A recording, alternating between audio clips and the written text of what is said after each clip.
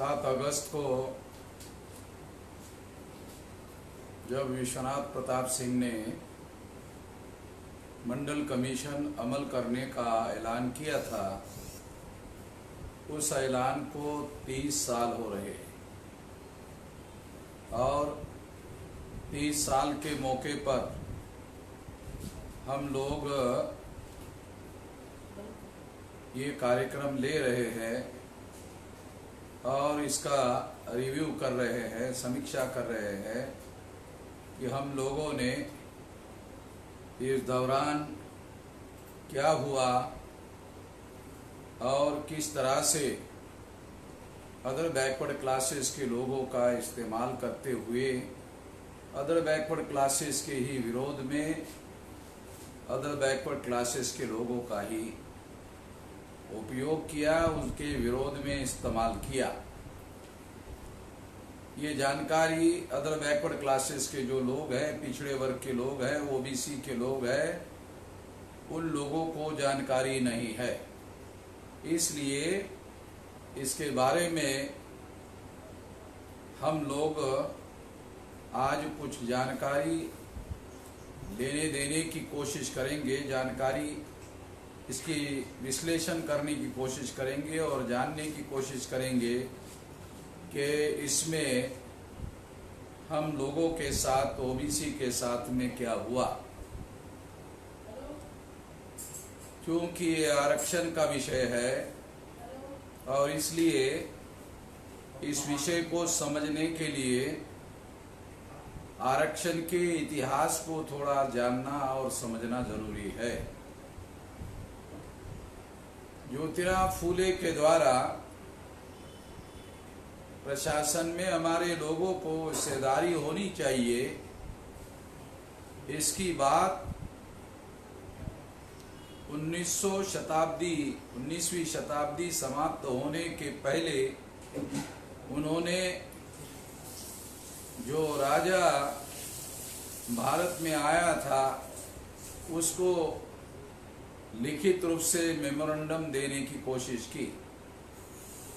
उस मेमोरेंडम में उन्होंने ये बात उठाने की कोशिश की और वहाँ से ये सिलसिला शुरू होता है। इसलिए वहाँ से हम इस बात को शुरुआत मानते हैं। 2 जुलाई 1902 को छत्रपति शाहू महाराज ने अपने संस्थान में,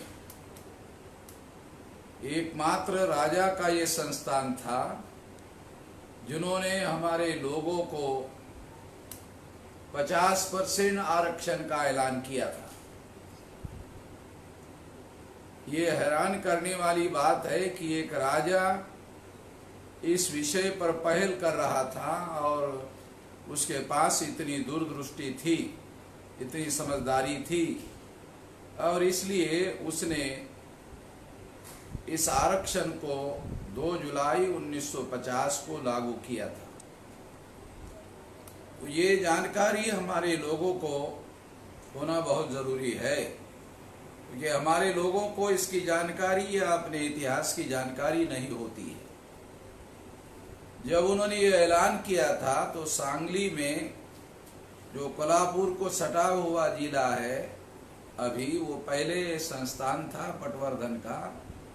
पटवर्धन यानी ब्राह्मणों का संस्थान था और उस संस्थान से एक ब्राह्मण कोल्हापुर गया और कोल्हापुर जाने के बाद उन्होंने राजा को, छत्रपति शाहू महाराज को ये समझाया कि इससे आपका जो प्रशासन है वो कोलैप्स हो जाएगा और अकार्यक्षमता की वजह से ऐसा होगा, ये आपके संस्थान के लिए बहुत खतरनाक होगा। जब ये एक ब्राह्मण ने शाहू महाराज को ये बात समझाई तो शाहू महाराज ने उस ब्राह्मण को, जो वकील था, उसको लेकर गए जहाँ घोड़ों का तबेला था और वहाँ नौजवान और ताकतवर घोड़े अलग बांधे हुए थे और कमजोर घोड़े अलग बांधे हुए थे और बीमार घोड़े भी अलग बांधे हुए थे, और हरेक के मुंह को थैली लटकी हुई थी और उस थैली में चने लगे हुए थे। राजा ने अपने नौकरों को आदेश दिया कि ये घोड़े के मुंह को लगे हुए थैली और चने एक साथ एक जगह उंडेल दिए जाए, और ऐसा ही उन लोगों ने किया। और फिर राजा ने कहा कि सारे घोड़े, जो ताकतवर घोड़े हैं, नौजवान घोड़े हैं, कमजोर घोड़े हैं और बीमार घोड़े हैं, उन लोगों को एक साथ छोड़ दिया जाए। तो ऐसे ही हुआ। इसका परिणाम था कि जो नौजवान और ताकतवर घोड़े थे वो दौड़ते हुए चने के पास आए और वो चने खाने लगे। उसके पीछे जो कमजोर घोड़े थे वो पीछे खड़े रहे, तो एक तरफ वो खाते थे और पीछे से उनको लात मारते थे। और कमजोर घोड़ों के भी पीछे बीमार घोड़े थे, वो तो केवल देखने का काम कर रहे थे, उनको अपने हिस्से का चना नहीं मिल रहा था। जब वो ताकतवर और नौजवान घोड़ों ने वो सारा चना खा लिया, तो राजा ने उस वकील को, जो ब्राह्मण था, उसको कहा अब ये जो कमजोर घोड़े हैं और बीमार घोड़े हैं उनको क्या किया जाए? उनको मरने दिया जाए?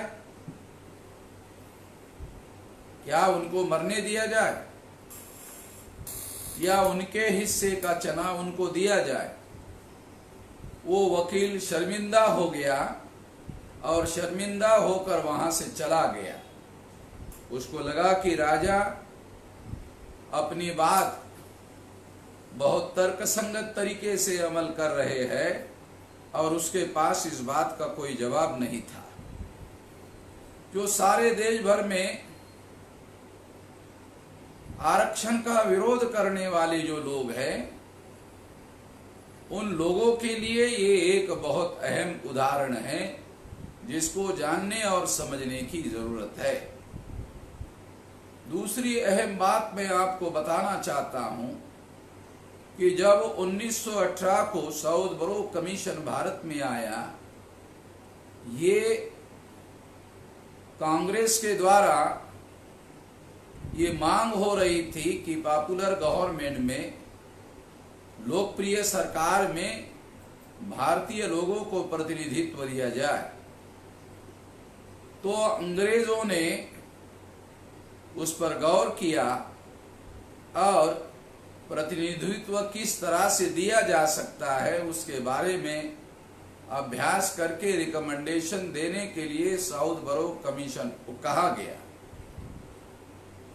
जब साउथ बरो कमीशन भारत में आया तो छत्रपति शाहू महाराज ने भास्कर राव जाधव के द्वारा, जो उनके संस्थान में मराठा जाति के व्यक्ति थे और बहुत पढ़े लिखे हाईली एजुकेटेड व्यक्ति थे, बॉम्बे यूनिवर्सिटी में वो गोल्ड मेडल में पास हो गए थे, तो उसको छत्रपति शाहू महाराज ने साउथ बरो कमीशन के पास भेजा और कहा कि मराठा और बैकवर्ड क्लासेस के लोगों के लिए रिजर्वेशन की और प्रतिनिधित्व की मांग करो।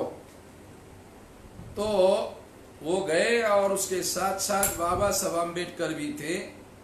बाबा साहब अम्बेडकर ने भी 1918 को अपना रिटर्न मेमोरेंडम सबमिट किया। ये जो रिटर्न मेमोरेंडम उन्होंने सबमिट किया, उसमें उन्होंने जो ब्राह्मणेतर टर्मिनोलॉजी थी उसमें महत्वपूर्ण बदलाव किया। उस समय बाबा साहब अम्बेडकर की उम्र केवल 27 साल की थी और महत्वपूर्ण रिप्रेजेंटेशन की बात का मेमोरेंडम वो सबमिट कर रहे थे और अपने लोगों को कैसे अधिकार मिले इसके बारे में बहुत सतर्कता से उन्होंने वो सारा का सारा लिखित मेमोरेंडम तैयार किया था। आज भी वो पढ़ने लायक है। 27 साल के उम्र के व्यक्ति के द्वारा इस तरह की गहरी बात वहां प्रेजेंट करना, यह अपने आप में बहुत गहरी बात थी। उसके बाद जब ये मांग की गई शाहू महाराज के कहने पर भास्कर राव जाधव और बाबा साहब आम्बेडकर ने, तो उस समय कांग्रेस के सबसे बड़े नेता बाल गंगाधर तिलक थे। उन्होंने कर्नाटक में आज है जो कोल्हापुर के लगा हुआ संस्थान के साथ लगी हुई तहसील है, अभी कर्नाटक में बॉर्डर में है, वहां वो गए। उस समय वो तहसील नहीं थी, वो वहां गए, पब्लिक मीटिंग लिया और पब्लिक मीटिंग में बाल गंगाधर तिलक ने कहा तेली, तंबोली और कुनभटो को संसद में जाकर, विधिमंडल में जाकर क्या हल चलाना है, दर्जी को संसद में जाकर क्या कपड़े सिलाना है, तेली को संसद में जाकर क्या तेल निकालना है, और कुनभटो को संसद में जाकर क्या हल चलाना है। तो बाल गंगाधर तिलक के द्वारा इस तरह से हमारे लोगों का रिप्रेजेंटेशन के अधिकार का विरोध किया गया। इससे ये सिद्ध होता है कि तिलक के नेतृत्व में जो आजादी का आंदोलन चल रहा था, वो आंदोलन उनके आजादी का आंदोलन था और हमारे लोगों को उसमें रिप्रेजेंटेशन या अधिकार या स्वतंत्रता देने की बात शामिल नहीं थी। इससे ये बात सिद्ध होती है। 1919 को इस विरोध की वजह से फर्स्ट इंडिया एक्ट पास हुआ। उसमें शेड्यूल कास्ट उस समय नहीं कहा जाता था, बहिष्कृत या अनटचेबल शब्द बाबा साहब आम्बेडकर ने यूज किया था, और उन बहिष्कृत और अनटचेबल लोगों के लिए उस कानून में जो रिप्रेजेंटेशन की मांग संख्या के अनुपात में उन्होंने की थी, वो मानी नहीं गई। भास्करराव जाधव की भी बात को नहीं माना गया। तो केवल उन लोगों को नॉमिनेटेड रिप्रेजेंटेशन का अधिकार बहाल किया गया जो गवर्नर के द्वारा नॉमिनेट किया जाएगा। जब 1919 के कानून के द्वारा भारत में विधिमंडलों का गठन हुआ और ये गठन होने के बाद बाबा साहब अम्बेडकर को बॉम्बे काउंसिल पर नॉमिनेटेड रिप्रेजेंटेशन के तौर पर नॉमिनेट किया गया, अनटचेबल लोगों का, बहिष्कृत लोगों का प्रतिनिधि के तौर पर। उसके बाद उन्होंने 1924 को बहिष्कृत हितकारिणी सभा, डिप्रेस क्लास इंस्टीट्यूट का गठन किया 24 को।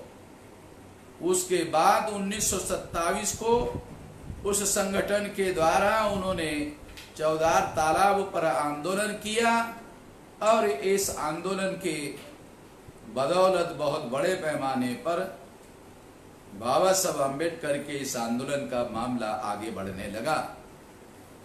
तो इसी दौरान 1928 को अंग्रेजों ने ये घोषित किया, जैसे उन्होंने 1919 के कानून में घोषित किया था कि हर 10 साल बाद इसकी समीक्षा होगी।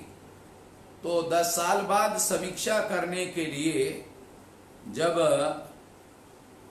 उन्होंने ऐलान किया कि साइमन कमीशन भारत में जाकर जो हमने भारतीय लोगों को अधिकारों का पहला हफ्ता बहाल किया, उस हफ्ते का क्या परिणाम हुआ और लोगों ने उसका कैसे उपयोग किया, उस बात को ध्यान में रखते हुए आगे क्या करना होगा, इस बात को ध्यान में रखते हुए रिकमेंडेशन देने के लिए साइमन कमीशन को कहा गया।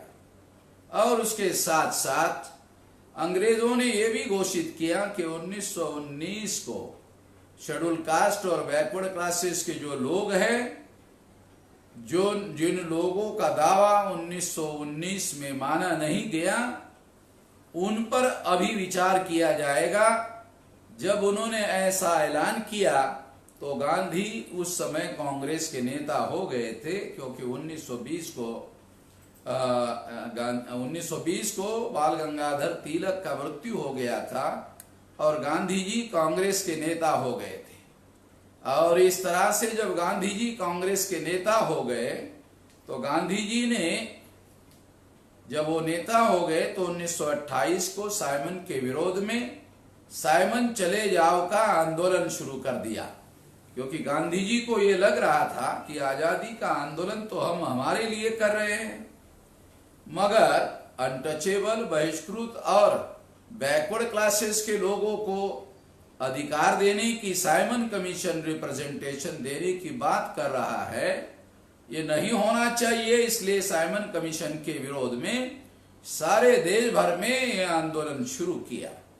यह आंदोलन इतना उग्र था कि लाहौर पाकिस्तान में लाला लाजपत राय की छाती पर लाठी पड़ने से लाला लाजपत राय की इस आंदोलन में मृत्यु हो गई।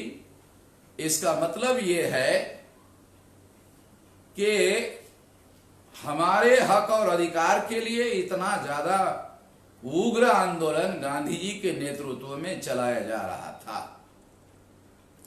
हमको ये पढ़ाया जाता है कि लाला लाजपत राय ने देश के आजादी के लिए प्राण दिया, मगर हम कहेंगे, अगर हमें इतिहास लिखने का अवसर मिला तो कहेंगे कि लाला लाजपत राय ने देश के आजादी के लिए नहीं, बल्कि बहिष्कृत, अनटचेबल और बैकवर्ड क्लासेस के लोगों को रिप्रेजेंटेशन देने के लिए लाला जी शहीद नहीं हुए, बल्कि उन्होंने प्राण दिया। इतना उन लोगों ने हमारे हक और अधिकार का विरोध किया, ऐसे कहा जा सकता है। इस तरह से साथियों, हमारा इतिहास जो बैकवर्ड क्लासेस के लोगों को हक और अधिकार की बात है, रिजर्वेशन की बात है, उस संबंध में ये जानना समझ बहुत ज्यादा जरूरी है। और इसलिए जब गांधी जी ने इसका विरोध किया तो अंग्रेजों ने कहा कि ये सरकारी कमीशन है, इसलिए इस पर प्राइवेट लोग नहीं लिए जा सकते, क्योंकि गांधी जी ने कहा कि इस पर भारतीय प्रतिनिधित्व नहीं लिया गया। अंग्रेजों ने गांधी जी को आश्वासन दिया कि इसके जो भी रिकमेंडेशन होंगे उस पर तभी फैसला होगा जब आप लोगों की राय ली जाएगी। ऐसा आश्वासन देने के बाद गांधी जी ने अपना आंदोलन पीछे ले लिया। उसके बाद में 1930 को राउंड टेबल कॉन्फ्रेंस का ऐलान हुआ, तो बाबा Saheb Ambedkar round table conference में जाने के लिए जो नासिक में कालाराम मंदिर का सत्याग्रह था उसको उन्होंने स्थगित किया और राउंड टेबल कॉन्फ्रेंस में अटेंड करने के लिए गए। उनको बुलाया गया था। जब वो वहां गए तो गांधी जी वहां नहीं थे, इसलिए उसका कार्य चलता रहा, मगर जल्दी ही उसको समाप्त कर दिया गया, क्योंकि उसमें गांधी जी के एब्सेंट में कोई निर्णय नहीं लिया जा सकता, इसलिए वो जल्दी समाप्त किया गया। सेकंड राउंड टेबल कॉन्फ्रेंस में अंग्रेजों ने दोबारा गांधी जी को बुलाया। गांधी जी इस आशंका के साथ गए कि अगर इस बार मैं नहीं गया तो कहीं अंग्रेज लोग मेरे एब्सेंट में ही फैसला ना ले ले, इसलिए वो वहां चले गए। और जाने के बाद गांधी जी ने अनटचेबल लोगों के अधिकारों का विरोध किया, बहिष्कृत लोगों के अधिकारों का विरोध किया। बैकवर्ड क्लासेस के लोगों ने गांधी जी पर यकीन और विश्वास करते हुए गांधी जी को बैकवर्ड क्लासेस का मुद्दा उठाने के लिए राउंड टेबल कॉन्फ्रेंस में कहा, मगर उन्होंने इस मुद्दे को नहीं उठाया। तो इस तरह से बैकवर्ड क्लास के साथ धोखाधड़ी हुई गांधी जी के द्वारा, और इस तरह से गांधी जी ने जब विरोध किया तो बाबा साहब आम्बेडकर ने गांधी जी का वहीं पर विरोध किया। और जब बाबा साहब आम्बेडकर ने विरोध किया तो गांधी जी को ऐसे लगा कि गांधी जी ने अंग्रेजों को कहा कि हम आजादी की मांग करने के लिए यहां आए हुए हैं, मगर हम आपस में ही लड़ाई झगड़ा कर रहे हैं, तो ये मीटिंग स्थगित किया जाए आज की, और भारतीय प्रतिनिधियों को आपस में सलाह मशवरा करने के लिए अवसर दिया जाए। तो अंग्रेजों ने ऐसा ही किया। रेमसे मैक्डोनाल्ड प्रधानमंत्री थे, उन्होंने ऐसा किया। रात में मौलाना शौकत अली को गांधी जी ने अपने यहाँ खाना खाने के लिए बुलाया मुसलमानों को खुश करने के लिए जो खाना खिलाना जरूरी था वो खिलाया। खाना खिलाने के बाद गांधी जी ने प्लेन पेपर उनके सामने रखा और कहा कि आप जो इसमें लिखना चाहते हैं लिख लो, सारी मांगे हमें मंजूर है। तो मौलाना शौकत अली ने गांधी जी को कहा कि गांधी जी, इस रहमदिली के बदले में हम मुसलमानों को क्या करना होगा? तो गांधी जी ने मौलाना शौकत अली को कहा कि डॉक्टर अंबेडकर ने जो मांगे मानी है सेपरेट इलेक्टोरेट की, उसका आप लोगों को विरोध करना होगा। तो मौलाना शौकत अली ने गांधी जी को कहा कि हम किसी का विरोध नहीं कर सकते, हम अपने अधिकारों की बात करेंगे।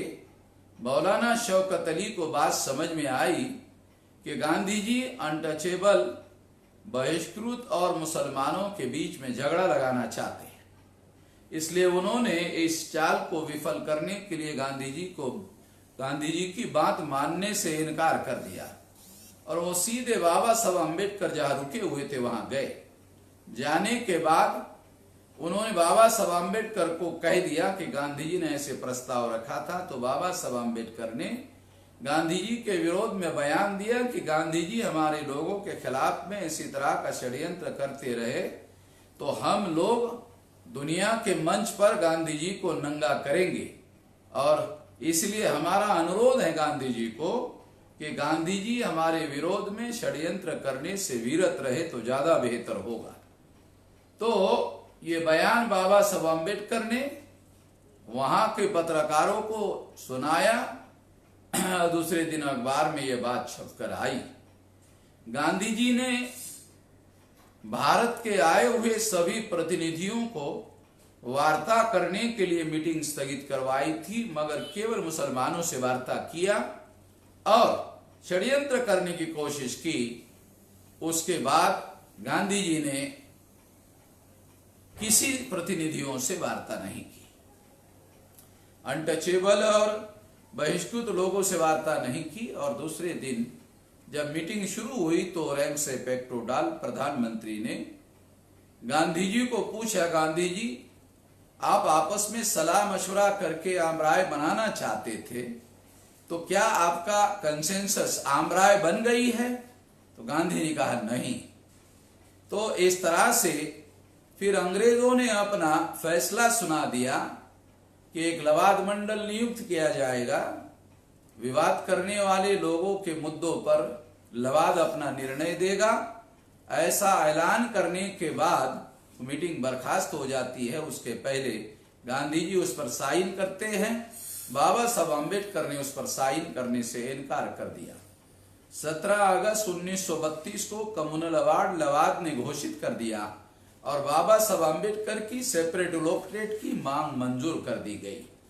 ये भारत के 2-2.5 साल के इतिहास में जिन अछूतों को ब्राह्मणों ने गुलाम बनाकर रखा था, उन अछूतों को बाबा साहब अम्बेडकर 17 अगस्त 1932 को ब्राह्मणों के गुलामी से आजाद करने में सफल हो गए थे, क्योंकि सेपरेट इलेक्टोरेट का मतलब था कि अब अछूतों के भविष्य का फैसला ब्राह्मण नहीं लेंगे, अछूतों के भविष्य का फैसला अछूत लेंगे।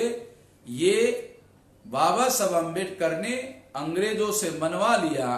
परिणाम था अछूत 17 अगस्त 1932 को आजाद हो गए। गांधी जी 15 अगस्त 47 को आजाद हो गए। बाबा साहब अम्बेडकर 15 साल पहले अछूतों को ब्राह्मणों के गुलामी से आजादी हासिल करने में कामयाब हो गए थे,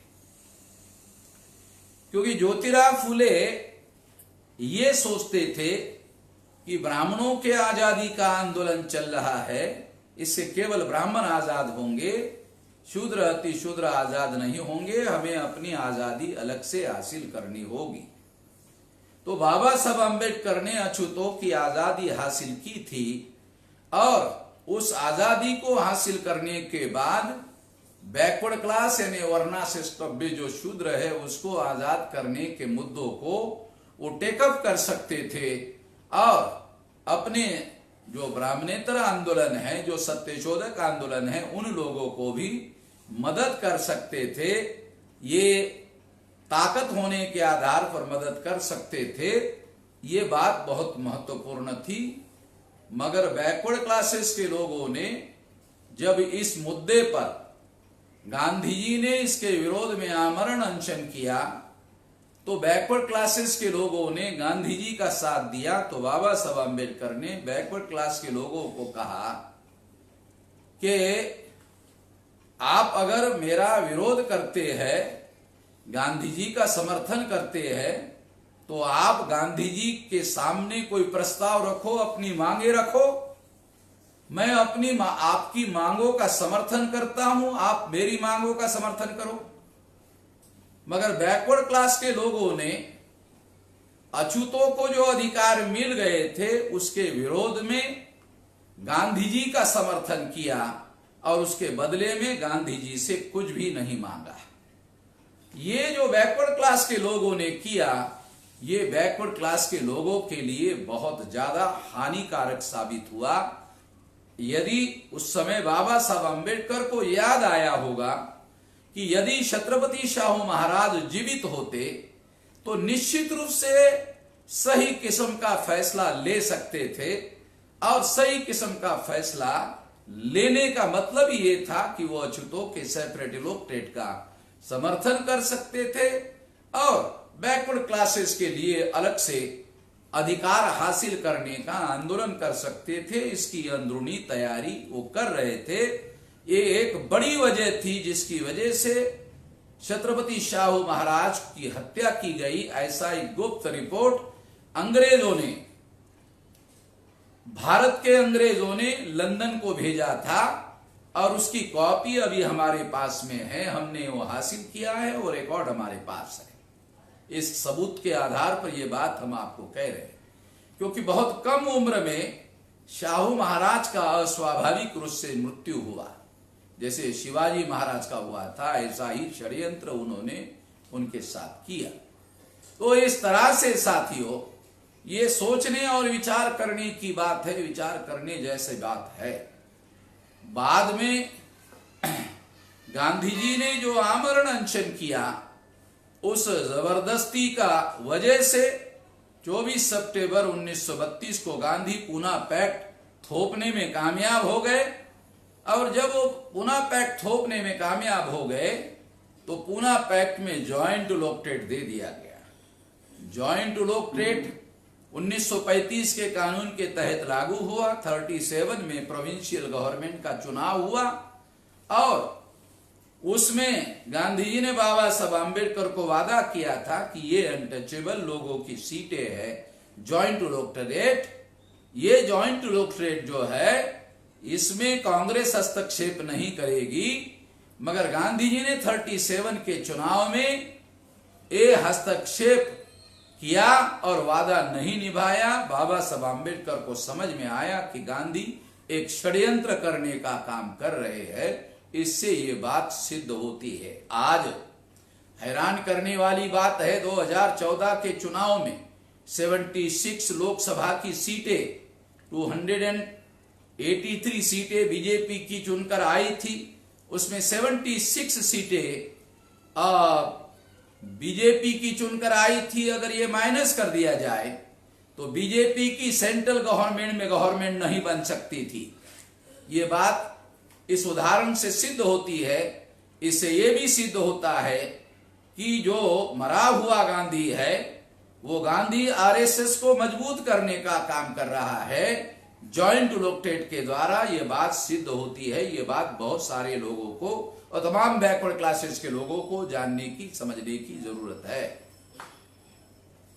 और एक महत्वपूर्ण बात है, उसके बाद बाबा साहब अम्बेडकर ने यह सोचा कि जॉइंट इलेक्टेड से, उनका ये मानना था कि जॉइंट इलेक्टेड से उन्होंने ये कहा है, लिख के रखा, वर्ड गांधी एंड कांग्रेस या वर्ड टू अनटचेबल में उन्होंने ये लिख के रखा और उसमें उन्होंने कहा कि इससे स्टूज, टूल और एजेंट पैदा होते हैं। एजेंट का मतलब है दलाल और बड़वे, टूल का मतलब है औजार जो उनके ही खिलाफ उनके ही लोगों का इस्तेमाल किया जा सकता है, और स्टूज का मतलब है पिट्ठू, पिछलग्गू, चमचा। तो इस तरह से ये बाबा साहब आम्बेडकर का कहना है what Gandhi and Congress have done to untouchable, और Gandhi and emancipation of untouchable के अलावा स्टेट्स एंड माइनॉरिटी जो उन्होंने संविधान सभा को सुपुर्द किया था, ये दस्तावेज है, डॉक्यूमेंट्री एविडेंस है, जिसके आधार पर यह बात मैं आप लोगों को कह रहा हूं। कोई काल्पनिक बातें नहीं कह रहा हूं। तो तमाम बैकवर्ड क्लासेस के लोगों को यह इतिहास जानने और समझने की जरूरत है। और इस तरह से उसके बाद बाबा साहब आम्बेडकर ने 19 जुलाई 1942 को नागपुर में सारे देश के बहिष्कृत और अनटचेबल लोगों का राष्ट्रीय अधिवेशन बुलाया। सारे देश के लगभग 75,000 लोग, जिसमें 25,000 महिलाएं उपस्थित थी, ऐसा इतना विशाल अधिवेशन नागपुर में लिया। जब ये इतना विशाल अधिवेशन लिया तो इस अधिवेशन चल ही रहा था तो अंग्रेजों ने वाइसराय काउंसिल पर बाबा साहब आम्बेडकर को लेबर मिनिस्टर के तौर पर नॉमिनेट किया, और उनके साथ साथ लेबर मिनिस्ट्री के साथ साथ उनको उन्होंने सिंचाई विभाग दिया, बिजली विभाग दिया, CPWD का विभाग दिया, जिसके तहत सारे देश भर में रोड और बिल्डिंग कंस्ट्रक्शन करने का काम किया जाता था। 4 मंत्रालय का कार्यभार बाबा साहब आम्बेडकर को दिया गया। ये देखकर गांधी जी को बहुत ज्यादा गुस्सा आया। उन्होंने सोचा कि जिस आम्बेडकर को मैंने 1932 को पराजित किया था, वो आम्बेडकर पूरे शक्ति के साथ दोबारा ताकतवर बनकर उभर कर आ गए। जब बाबा साहब आम्बेडकर को उन्होंने इतना ताकतवर होते हुए देखा तो उनको लगा कि अंग्रेज लोग इसी तरह से शूद्र और अतिशूद्रों को अधिकार देकर ताकतवर बना सकते हैं, शक्तिशाली बना सकते हैं, तो इसलिए जल्दी से जल्दी अंग्रेजों को भगाना होगा। और अगर मैं अहिंसा के आधार पर अंग्रेजों को भगाने का आंदोलन करता हूं तो अंग्रेजों के नाक पर बैठी हुई मक्खी भी उड़ने वाली नहीं है। इसलिए मुझे अहिंसा का त्याग करना होगा और हिंसा का सहारा लेना होगा। ये गांधी जी ने सोचा, और सोचकर 9 अगस्त 1942 को ग्वालियर टैंक मैदान पर जो कांग्रेस के महासमिति की मीटिंग हुई, उस मीटिंग में गांधी जी ने क्विट इंडिया आंदोलन शुरू कर दिया, भारत छोड़ो आंदोलन शुरू कर दिया, और उसमें स्लोगन दिया डू और डाई, करो या मरो। गांधी जी ने हिंसा करने का आदेश दिया। तो बाबा साहब आम्बेडकर ने जनता नाम के अखबार में एक आर्टिकल लिखा, उसका टाइटल था अच्छा हुआ, मराठी में लिखा था बरे झाले महात्मा मेरा आणि माणूस शिल्लक राहिला। उसका ट्रांसलेशन हिंदी में ये है, अच्छा हुआ महात्मा मर गया और इंसान बचा रहा। इसका मतलब ये है अहिंसा कहते कहते गांधी जी महात्मा हो गए थे, मगर अभी उन्होंने अहिंसा का त्याग कर दिया और हिंसा स्वीकार किया, हिंसा करना स्वीकार किया। तो अच्छा हुआ महात्मा मर गया और आदमी बचा रहा, और इस आदमी ने हिंसा करने का ऐलान किया। तो राष्ट्रव्यापी हिंसा हुई।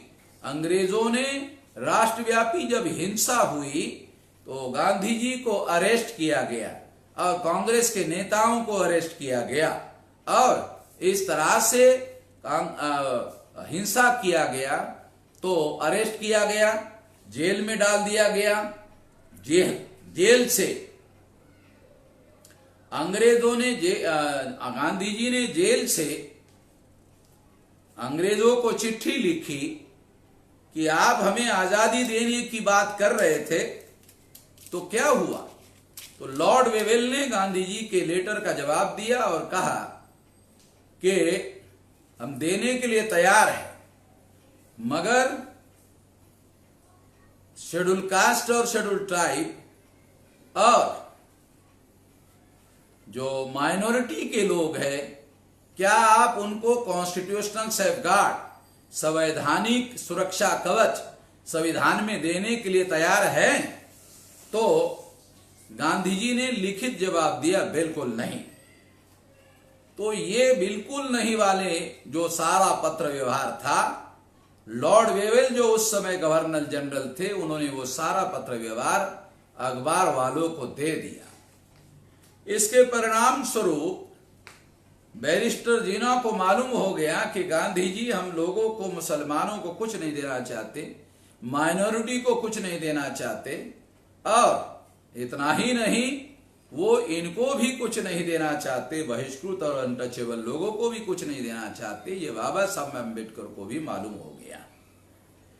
तो लॉर्ड वेवेल ने रेडियो पर अपना स्पीच दिया और कहा कि जब हम भारत छोड़कर जाएंगे तो हिंदुओं को और मुसलमानों को, माइनॉरिटी को, और उसके साथ साथ शेड्यूल कास्ट और शेड्यूल ट्राइब के लोगों को अलग से अधिकार देकर जाएंगे, कॉन्स्टिट्यूशनल सेफगार्ड देकर जाएंगे। ये उन्होंने ऐलान किया था और वो रेडियो का स्पीच का रेफरेंस बाबा साहब अम्बेडकर ने world Gandhian Congress of done to untouchable में दिया हुआ है। ये हिस्टोरिकल डॉक्यूमेंट के आधार पर सारी बातें मैं आप लोगों को बता रहा हूं। उसके बाद 1943 को 8.33% रिजर्वेशन बाबा साहब अम्बेडकर ने सेंट्रल सर्विसेज में सारे देश भर में लागू किया। ये जो 8.33% 43 में लागू किया, इसी के तहत के.आर. नारायणन केरला से आईएफएस हो गए थे, जो बाद में राष्ट्रपति हो गए भारत के। तो इस तरह से ये एक महत्वपूर्ण बातें बाबा साहब अम्बेडकर के आंदोलन के द्वारा दिखाई देती है। आगे महत्वपूर्ण घटनाक्रम दिखाई देता है। क्रिप्स मिशन आता है, वो फेल हो जाता है। चर्चिल लंदन में प्रधानमंत्री है, वो क्रिप्स फेल हो जाता है। उसके बाद क्रिप्स के साथ डायलॉग करने के लिए कांग्रेस के नेताओं को छोड़ दिया जाता है। उसके बाद में अंग्रेज लोग अपने लेवल पर एक निर्णय लेते हैं कि 2 सितंबर 1946 को इंटरिम गवर्नमेंट बनाया जाता है। वो इंटरिम गवर्नमेंट में कांग्रेस के जवाहरलाल नेहरू को प्रधानमंत्री बनाया जाता है और लियाकत अली को फाइनेंस मिनिस्टर बनाया जाता है, और अनटचेबल लोगों के तरफ से जगजीवन राम को प्रतिनिधि दिया जाता है, प्रतिनिधित्व दिया जाता है, और बाबा साहब अम्बेडकर को प्रतिनिधित्व देने से इनकार कर दिया जाता है कांग्रेस के द्वारा। और इस तरह से साथियों, ये बहुत महत्वपूर्ण बात है। और जब बाबा साहब अम्बेडकर ये सारा प्रयास कर रहे थे और हमारे लोगों को हक और अधिकार देने की बात कर रहे थे, तो उसको सैबोटेज करने के लिए, कमजोर करने के लिए कांग्रेस के ब्राह्मणों ने जगजीवन राम का इस्तेमाल करने का प्लान बनाया। ये हिस्टोरिकल फैक्ट मैं आप लोगों के सामने बता रहा हूं। ये सारा डॉक्यूमेंट्री है, इसे समझने की जरूरत है, और लोग अभी समझ रहे हैं इस बात को कि ये बाबा साहब अम्बेडकर को सैबोटेज करने के लिए जगजीवन राम का इस्तेमाल किया गया था। साथियों, उसके बाद जब चुनाव घोषित हुआ, और चुनाव घोषित होने के बाद संविधान सभा के लिए चुनाव घोषित किया गया। इंटरिम गवर्नमेंट जवाहरलाल नेहरू के नेतृत्व में थी। जब चुनाव घोषित किया गया, तो चुनाव घोषित होने के बाद बंगाल के बैरिस्टर जोगेंद्रनाथ मंडल ने बाबा साहब अम्बेडकर को संविधान सभा में चुनकर जाने के लिए बंगाल में बुलाया। और बंगाल से बाबा साहब आम्बेडकर चुनकर गए। जब वो वहां से चुनकर गए तो गांधी जी को बहुत गुस्सा आया कि एक अकेला आदमी डॉक्टर आम्बेडकर संविधान सभा में हमारे मंसूबों पर पानी फेर सकता है, और इस वजह से ये एक बहुत बड़ा खतरा उन्होंने देखा, और इस खतरों को खत्म करने के लिए गांधी जी ने अपनी योजना बनाने का प्लान बनाया। उन्होंने नेहरू और पटेल को, लॉर्ड वेवेल को जाने के बाद माउंटबेटन जब गवर्नर जनरल बनकर आए तो गवर्नर जनरल को जाके मिले और कहा कि हम लोग, आप जो पाकिस्तान बनाना चाहते हैं वो उसके लिए हमारा समर्थन है। 13 दिसंबर 1946 को संविधान सभा का गठन हुआ और जवाहरलाल नेहरू ने ऑब्जेक्टिव रेजोल्यूशन का प्रस्ताव रखा। उसमें SC ST और OBC के लिए रिजर्वेशन देने का प्रावधान किया गया ऑब्जेक्टिव रेजोल्यूशन में। ऐसा जवाहरलाल नेहरू ने क्यों किया? क्योंकि वो मुसलमानों के तरफ से जो बातें हो रही थी वो बहुत अहम बात थी, उसको जानने और समझने की जरूरत है कि बाबा साहब आम्बेडकर के द्वारा ये जो बातें, ये जो लड़ाई, ये जो संघर्ष किया जा रहा था, वो संघर्ष अपने आप में बहुत महत्वपूर्ण था। इसी बात को ध्यान में रखते हुए ये बात मैं आपको समझाने का प्रयास कर रहा हूं। जब मुसलमानों का अलग से देश मांगने का आंदोलन शुरू हुआ बड़े पैमाने पर, और जीना ने डायरेक्ट एक्शन करने का प्लान बनाया, तो गांधी और नेहरू ने सोचा कि यदि हम वैश्य और ब्राह्मण मिलकर संगठित मुसलमानों का विरोध करते हैं तो हम लोग कामयाब नहीं हो सकते। संगठित मुसलमानों का विरोध करने के लिए हमें बैकवर्ड क्लासेस को कांग्रेस के साथ रखना होगा, और कांग्रेस के साथ रखने के लिए बैकवर्ड क्लासेस के लिए ये प्रस्ताव इसी वजह से नेहरू ने ऑब्जेक्टिव रेजोल्यूशन में दिया। उसके बाद में जब नेहरू और पटेल माउंटबेटन को जाकर मिले और कहा कि हम पाकिस्तान बनाने के लिए राजी है, जब दूसरे दिन अखबार में खबर छपी तो ये सारी योजना गांधी जी ने बनाकर दी थी। तो दूसरे दिन जब अखबार में खबर छपी तो गांधी जी ने ऐलान किया कि मैं अपने शरीर के टुकड़े हो सकते हैं, मेरे शरीर के टुकड़े हो सकते हैं, मगर भारत के टुकड़े नहीं होने दूंगा। ऐसा ऐलान गांधी जी ने किया। जब ऐसा ऐलान किया तो माउंटबेटन ने नेहरू को बुलाया और पूछा कि नेहरू जी, आप लोग जब मिलकर आए थे तो क्या गांधी जी से सहमति लेकर नहीं आए थे?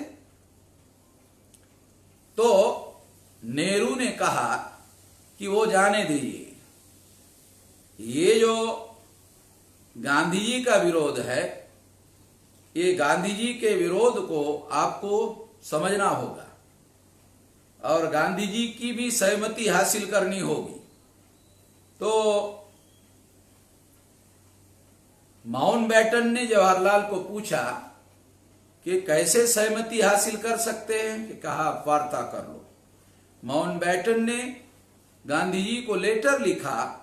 लेटर मिलते ही गांधी जी ने मौलाना आजाद को बुलाया और कहा कि ऐसा लेटर आया है और उस लेटर के तहत मुझे बुलावा आया है। यदि मैं पाकिस्तान बनाने का विरोध करूं तो मौलाना आजाद जी आप किसका साथ दोगे? मौलाना आजाद ने कहा कि मैं आपका साथ दूंगा। जब मौलाना ने गांधी जी का साथ देने का वादा किया तो गांधी जी अकेले ही मिलने के लिए, माउंटबेटन को मिलने के लिए वर्तमान राष्ट्रपति भवन में गए। जाने के बाद 2 ही व्यक्ति थे, वहां एयर कंडीशन लगा हुआ था, तो गांधी जी के कमर के ऊपर कोई कपड़ा नहीं था, तो उनको थोड़ी देर में ठंडी लग गई। माउंटबेटन की बीवी आई, उन्होंने गरम शाल गांधी जी को लपेट दी। वो लपेटा हुआ फोटो मेरे पास अभी भी अवेलेबल है। गांधी जी और माउंटबेटन 2 ही लोग चर्चा करने के लिए थे, कोई तीसरा आदमी नहीं था। इसलिए दोनों के बीच में क्या वार्ता हुई इसका कोई पता नहीं चला।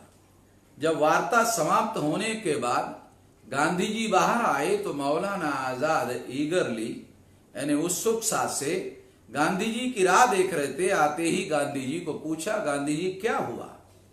तो गांधी जी ने मौलाना आजाद को निर्विकार भाव से जवाब दिया कि मैं पाकिस्तान बनाने को सहमति देकर आ रहा हूं। यह सुनकर मौलाना आजाद को चक्कर आया। ये बात इंडिया विंस फ्रीडम में मौलाना आजाद ने लिख कर रखी। मौलाना आजाद को लगा कि कैसे अजीब आदमी है, मेरी सहमति लेकर गया कि मैं भारत का विभाजन का विरोध, पाकिस्तान बनाने का विरोध करूंगा, तो आप किसका साथ दोगे? मैंने साथ देने का वादा किया, फिर भी पाकिस्तान का समर्थन करके गांधी जी वापस आ गए। जब ये उन्होंने सुना तो उनको चक्कर आया। ये उन्होंने लिख कर रखा इंडिया विंस फ्रीडम में।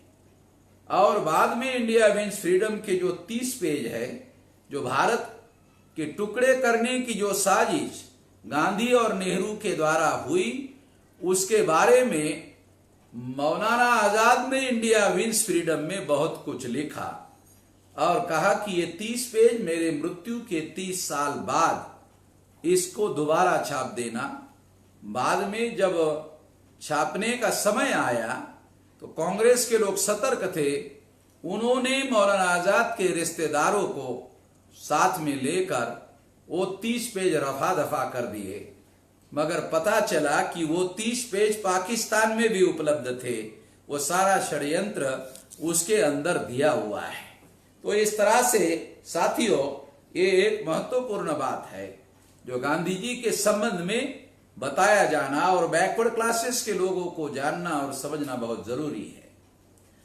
जब गांधी जी पाकिस्तान बनाने के लिए सहमत हो गए तो गांधी जी ने कांग्रेस महासमिति की, कार्य समिति की नहीं, महासमिति की मीटिंग बुलाई। कार्य समिति में बहुत कम लोग थे, महासमिति में 172 लोग थे। तो 157 वर्सेस 15 वोटों से गांधी जी ने यह प्रस्ताव पारित किया और पारित करने के बाद ये प्रस्ताव गांधी जी ने माउंटबेटन को भेजा। भेजने के बाद माउंटबेटन ने सोचा कि गांधी जी और मेरे बीच में जो गुप्त समझौता हुआ उसको गांधी जी ने पालन करने वाला प्रस्ताव भेज दिया। उसके बाद उन्होंने बाबा साहब अम्बेडकर को कम्युनिकेट किया और कहा कि हम लोगों ने आपको जो वादा किया था वो वादा पूरा नहीं होगा। जो लॉर्ड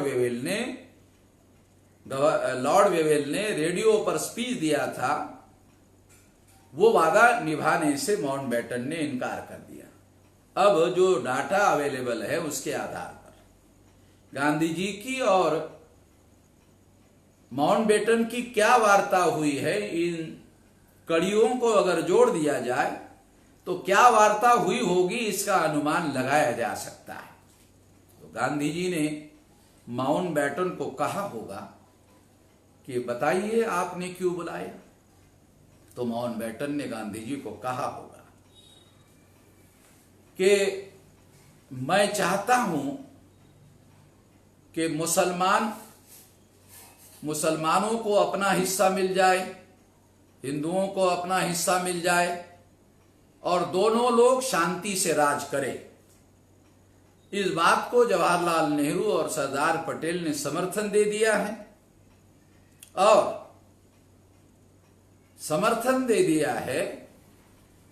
तो मैं चाहता हूं आप भी समर्थन दे दें। तो गांधी जी ने माउंटबेटन को कहा होगा, कड़िया जोड़ते हुए बता रहा हूं, कहा होगा कि ऐसा होने से तो जवाहरलाल प्रधानमंत्री बनेंगे और Sardar Patel deputy prime minister बन सकते हैं, मगर मुझे क्या मिलेगा। तो माउंटबेटन ने गांधी जी को पूछा होगा, गांधी जी आपको क्या चाहिए? अगर मेरे ताकत में, मेरे शक्ति में है तो मैं जरूर आपकी बात मान लूंगा। गांधी जी ने कहा होगा आपकी ताकत में है, आपके शक्ति में है। कहा कि मेरे शक्ति में क्या है आप बताइए। तो गांधी जी ने बताया होगा कि आपके पहले जो लॉर्ड वेवेल गवर्नर जनरल थे, उन्होंने रेडियो पर एससी और एसटी के लोगों को सेपरेट एलोकेटेड देने का वादा किया था। तो ये वादा यदि आप लोग निभाने से इनकार कर देते हो आजाद भारत में, संविधान में, तो मुझे पाकिस्तान मंजूर करने के लिए कोई इतराज नहीं होगा। भारत के टुकड़े को मंजूरी देने के लिए मुझे कोई इतराज नहीं होगा। तो माउंटबेटन ने सोचा होगा कि शेड्यूल कास्ट और शेड्यूल ट्राइब के लोगों का मामला बाद में हल कर लेते हैं, पहले इस मामले को हल कर लेते हैं जो बड़ी समस्या है। इस बात को ध्यान में रखते हुए जब माउंटबेटन ने बाबा साहब आम्बेडकर को कम्युनिकेट किया, तो बाबा साहब आम्बेडकर सीधे लंदन गए और लंदन में एक बहुत बड़ा चेंज हुआ था। चर्चिल वर्ल्ड वार में जीत हासिल करने के बाद भी चुनाव नहीं जीत पाए और मजदूर की पार्टी क्लेमेंट एटली चुनाव जीत गए। तो बाबा साहब ने उस पार्टी के लोगों को संपर्क करने की कोशिश की, मगर उन्होंने उस बात को मानने से इनकार कर दिया। उन्होंने कहा कि 48 को हम भारत छोड़कर चले जाएंगे। और उसके बाद में बाबा साहब आम्बेडकर बहुत कोशिश करते रहे।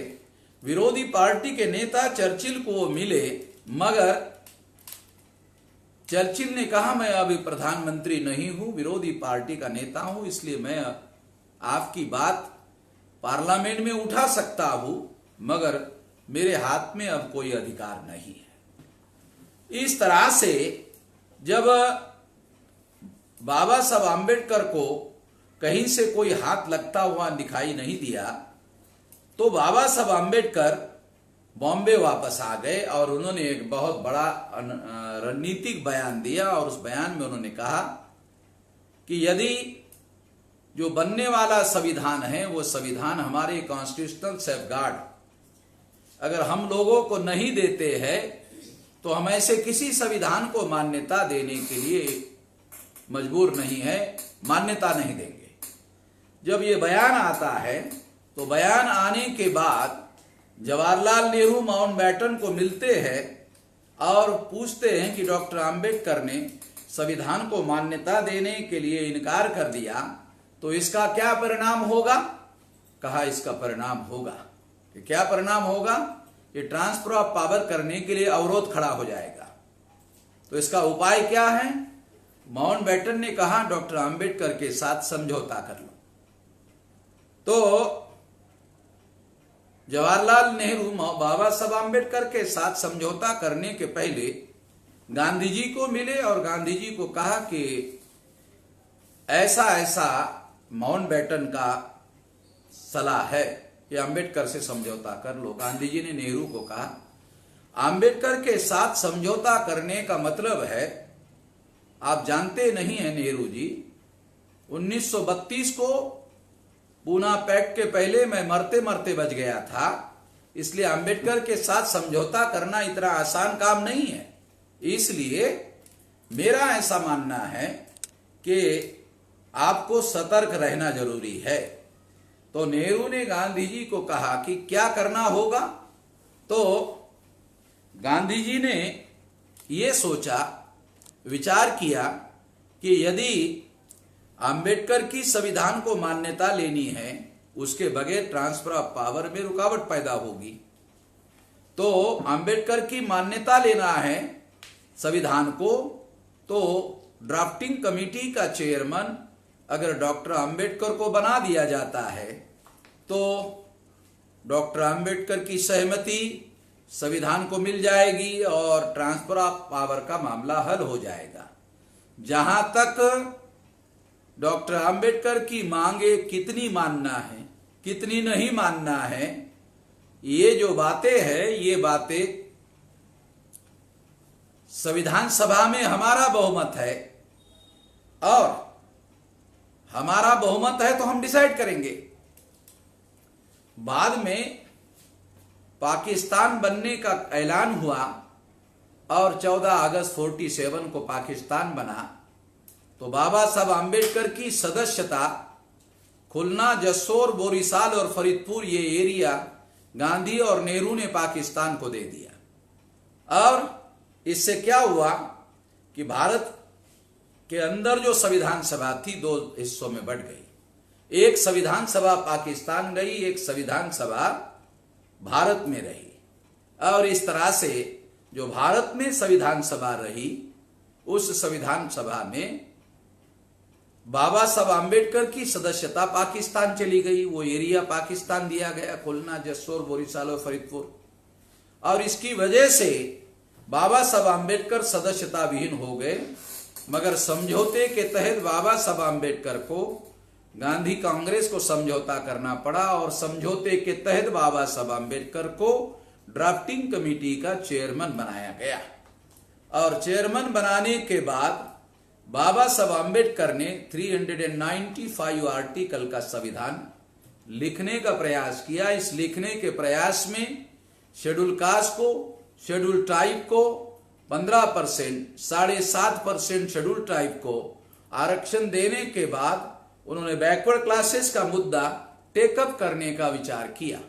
जब उन्होंने ये टेकअप करने का विचार किया तो ये बात एक विचारणीय मुद्दा था कि नेहरू ने ऑब्जेक्टिव रेजोल्यूशन में बैकवर्ड क्लासेस को रिजर्वेशन देने का वादा किया था, मगर मुसलमानों से भिड़ाने के लिए वादा किया था। जब नेहरू ने देखा, गांधी ने देखा कि 14 अगस्त 47 को पाकिस्तान बन गया है, इसलिए 27 अगस्त 47 को गांधी और कांग्रेस ने ओबीसी को दिया हुआ रिजर्वेशन का प्रस्ताव पीछे ले लिया। जब ये प्रस्ताव पीछे लिया तो पीछे लेकर यानी देने का लिखित प्रस्ताव है और पीछे लेने का भी लिखित प्रस्ताव है, और ये षड्यंत्र गांधी और नेहरू के द्वारा बैकवर्ड क्लासेस के साथ किया गया। ये बात हमको समझने की और जानने की बहुत ज्यादा जरूरत है। बैकवर्ड क्लासेस के लोगों को जानने की बहुत ज्यादा जरूरत है। ये इतिहास उन लोगों को पता नहीं है। उसके बाद में संविधान सभा में जब चुनाव हुआ था तो गांधी और नेहरू ने बैकवर्ड क्लासेस के लोगों को कोई टिकट नहीं दिया। जो 2-4 सदस्य थे भी तो वो पंजाब राव देशमुख और गीताचारी यवतमाल से और अमरावती से पंजाब राव बैरिस्टर पंजाब राव देशमुख और हुकुमचंद या हुकुम सिंह जो पंजाब से अकाली दल से चुनकर गए थे, ये 3 लोग थे जो बैकवर्ड क्लासेस के थे। तो ये जो बैकवर्ड क्लासेस के लोग थे, इनको बाबा साहब आम्बेडकर ने अपने घर में खाना खाने के लिए बुलाया। वो इसलिए बुलाया क्योंकि कांग्रेस के लोगों ने बाबा साहब आम्बेडकर को कहा कि आप शेड्यूल कास्ट और शेड्यूल ट्राइब की बात करो, आपको बैकवर्ड क्लासेस की बात करने का अधिकार नहीं है, क्योंकि आप बैकवर्ड क्लासेस के नहीं हैं। गांधी जी बैकवर्ड क्लास के प्रतिनिधि है, इसलिए गांधी जी बात करेंगे। तो इस तरह से बाबा साहब आम्बेडकर को बैकवर्ड क्लास की तरफ से बात करने के लिए रोका गया। तो बाबा साहब आम्बेडकर ने पंजाब राव देशमुख, गीताचारी और ये जो हुकुमचंद इनको अपने घर में खाना खाने के लिए बुलाया और खाना खाने के दौरान बाबा साहब आम्बेडकर ने खाना खाने के बाद कहा कि आप लोग बैकवर्ड क्लासेस के हो, संविधान सभा में प्रतिनिधि हो, तो आप बोलते क्यों नहीं हो। तो गीताचार्य जो यवतमाल से चुनकर आए थे उन्होंने कहा कि क्या बोले, क्या कि आप संविधान सभा में बैकवर्ड क्लासेस के लिए कुछ मांग करो। तो गीताचार्य ने कहा कि ये गांधी नेहरू जो धोखेबाज लोग हैं, वो धोखेबाज लोग हम बैकवर्ड क्लासेस के लोगों को क्या देंगे, हमारा तो यकीन नहीं है, विश्वास नहीं है कि कुछ देंगे। तो बाबा साहब आम्बेडकर ने गीताचार्य को कहा कि आपको निराश होने की जरूरत नहीं है, आपको मांग करनी चाहिए, और देते हैं नहीं देते हैं ये बात की बात है। जब आप मांग करोगे तो मैं वहां हूं, ड्राफ्टिंग कमेटी का चेयरमैन हूं। तो वो लोग बाबा साहब आम्बेडकर के कहने के अनुसार जो बोल नहीं रहे थे, संविधान सभा में बोलने के लिए खड़े हुए। तो जवाहरलाल नेहरू ने सरदार पटेल को कहा कि देखो कि ये लोग बोलते नहीं थे, मगर ऐसा लगता है कि डॉक्टर आम्बेडकर ने इन लोगों को बोलने के लिए प्रेरित किया होगा, ऐसा लगता है। तो इस तरह से इसको आप देखो, सरदार पटेल ने संविधान सभा में इन लोगों को वादा किया कि बैकवर्ड क्लास के लोगों के साथ आजाद भारत में धोखा नहीं किया जाएगा, वादा किया जाएगा, पूरा किया जाएगा, मगर ऐसा नहीं हुआ और धोखाधड़ी हुई। 26 जनवरी 1950 को संविधान लागू हुआ। 340वां आर्टिकल केवल बाबा साहब आम्बेडकर कहते हैं कि केवल बैकवर्ड क्लास के लोगों को वादा किया गया कि स्वतंत्र भारत में जो शेड्यूल कास्ट और शेड्यूल ट्राइब के लोग हैं, वो तो कौन शेड्यूल कास्ट है, शेड्यूल ट्राइब है, ये स्पष्ट है, मगर बैकवर्ड क्लास कौन है ये स्पष्ट नहीं है। इसलिए इसको आइडेंटिफाई करना होगा। वो आइडेंटिफाई करने के लिए कमीशन बनाया गया। जब 26 जनवरी 1950 को संविधान लागू हुआ तो बाबा साहब आम्बेडकर लॉ मिनिस्टर थे। उन्होंने जवाहरलाल नेहरू को लॉ मिनिस्टर के तौर पर बैकवर्ड क्लासेस के लोगों के लिए एक बार, दो बार, तीन बार मामला उठाया। जब ये बात उन्होंने नहीं मानी तो बाबा साहब आम्बेडकर ने लॉ मिनिस्ट्री का इस्तीफा दे दिया। इस्तीफा देने के लिए 4 कारण थे।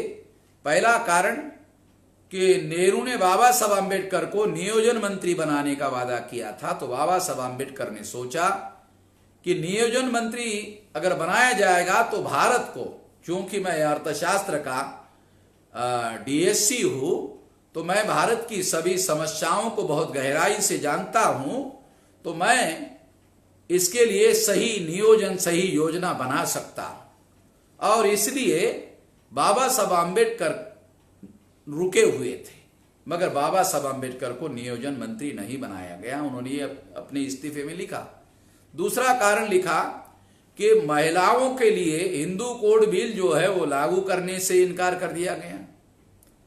तीसरा जो है कि भारत सरकार की पॉलिसी हमारे देश के आसपास जो देश है उनके साथ अच्छी पॉलिसी नहीं है, इससे हमारे नेबरिंग कंट्री के साथ लड़ाई होती है और वो पैसा जो गरीबी निर्मूलन के लिए खर्चा हो सकता है वो युद्ध पर होता है। इस तरह से चौथा मुद्दा उठाया बैकवर्ड क्लास का कि बैकवर्ड क्लास को केवल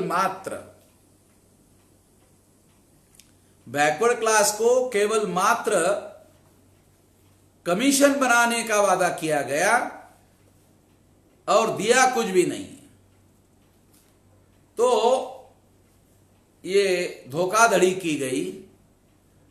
ये धोखाधड़ी हम लोगों को बाबा साहब आम्बेडकर के डॉक्यूमेंट्री एविडेंस इस्तीफे में उपलब्ध है, दिखाई देती है। उसके बाद में बाबा साहब आम्बेडकर जब इस्तीफा देते हैं तो पटना में आर्यल चंदापुरी, राम लखन चंदापुरी जी को पता चलता है। ये बैकवर्ड क्लास फेडरेशन के राष्ट्रीय महासचिव थे वो दिल्ली आते हैं और बाबा साहब आम्बेडकर से मिलते हैं और कहते हैं कि आप आइए पटना में, हम बिहार में रैली आयोजित करते हैं। तो बाबा साहब ने वहां जाने का वादा किया। ये नेहरू को मालूम हो जाता है, तो नेहरू जी एक आदमी को आर्यल चंदापुरी के पास भेजते हैं। आर्यल चंदापुरी बैकवर्ड क्लासेस के फेडरेशन के महासचिव थे। वो आदमी आर्यल चंदापुरी को कहता है कि चलिए आपको जवाहरलाल जी ने दिल्ली बुलाया है।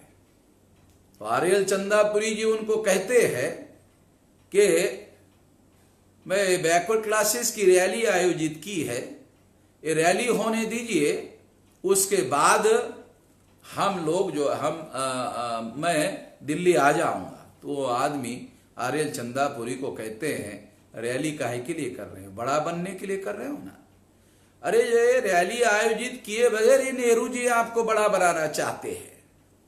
मगर जब ये बात आर्यल चंदापुरी जी को मालूम होती है कि ये बैकवर्ड क्लासेस के जागरण को रोकने का षड्यंत्र है, तो वो उस आदमी को कहते हैं कि जाओ, न मैं अब आऊंगा न तब आऊंगा।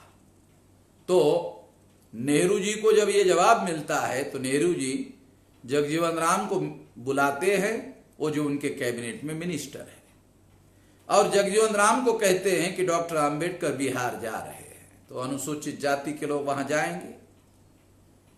तो आप अनुसूचित जाति के तरफ से मंत्रिमंडल में हैं, तो आपको हम मंत्रिमंडल में क्यों रखें?